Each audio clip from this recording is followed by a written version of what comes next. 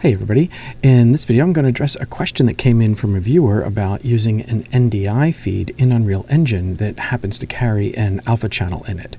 So first of all, I'm just proving out that NDI supports the alpha channel and everything is working in terms of NDI itself. So I have, for this example, two test pattern generators. These are just the standard NDI tools. So if I open this up, so when you install the free NDI tools, you get Studio Monitor, that's this program here, and test patterns, and this generates test patterns. So there are two copies of test patterns running right now. One of them is just generating this crosshatch background, and so if I go to my monitor, its main source here is test pattern 2, which is this app right here, creating the crosshatch.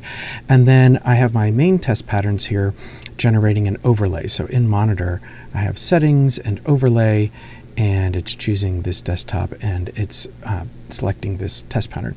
So I have two PNGs loaded into the test pattern, and they both have alpha channel. One has a visible frame and the other has the frame and exterior completely blotted out by the alpha channel. And we can see that's working in monitor. So we should be able to get that same kind of result in Unreal Engine. And so let's work through that with the sports design sample project. So I'm going to go ahead and close monitor and close test pattern 2. I won't need those. I'll just keep the main test pattern running so I can switch between these two. I'll start out with my Bullfrog alpha, and let's set this up in Unreal. So the first thing I need to do is set up an NDI source that will read in that video file. Now we have an NDI plugin that is activated by default with Motion Design, and the sports sample has that activated, so it's this NDI media plugin, and I have that activated. You want to make sure that that's activated for this to work. With that on, then in my content browser I can just right click, go to media, and choose NDI media source. So I'll just call this NDI demo source and hit enter and double click on that. And in here, what we have is the main configuration is what we're interested in here. So I want to go to the configuration and make sure I select the source I'm interested in. So I'll click this drop down here, and here are the sources that are on my network right now. And I'm going to go ahead and choose test pattern and apply. And so we should be able to open that now and see that. Okay, so that's great. We can see the alpha channel is transparent and all of that.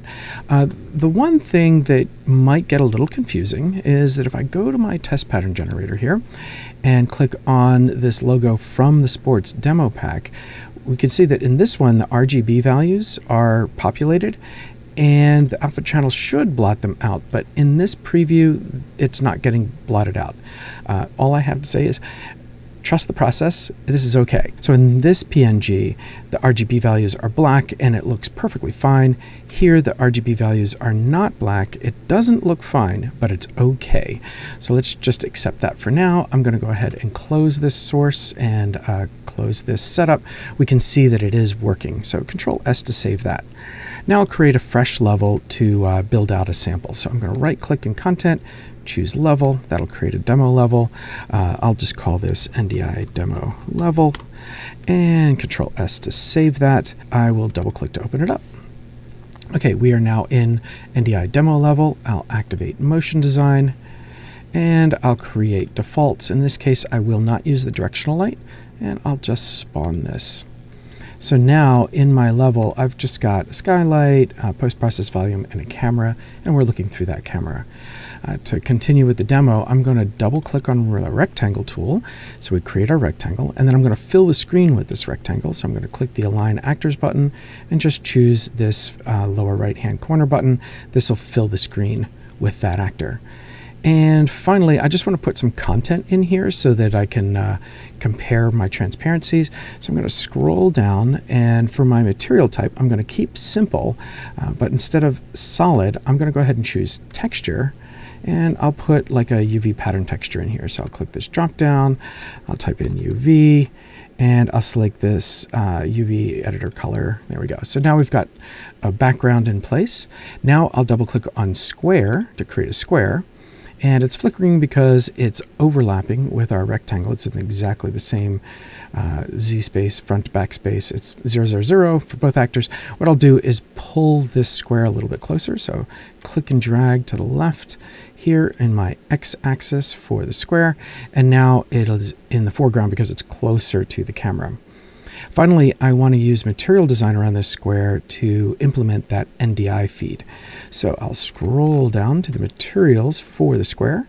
I will change this from Simple to Material Designer. And here is our Material Designer window. I'm going to choose Translucent because we want to use our alpha channel, and click on Continue. And here I just need to set my emissive color to use the NDI input. So I'll choose Emissive. And here where a texture is selected, I will instead click on this and choose Media. All right, so now we're going to use a media source, and looking at the properties of this particular layer, let me just expand this a bit. Instead of using none or file, I'm going to use an asset because our NDI media source is an asset. And now I'll click on none and choose my NDI demo source. And there we go. Now we are getting the NDI feed with alpha into this square's material as emissive. And so we can see that. And I can close this now. And just to make sure this is indeed live, I'll switch back to my test patterns and just toggle back and forth between these two. And yep, we're getting that live feed into that square. So there we go. I hope this helps. Until next time, have fun.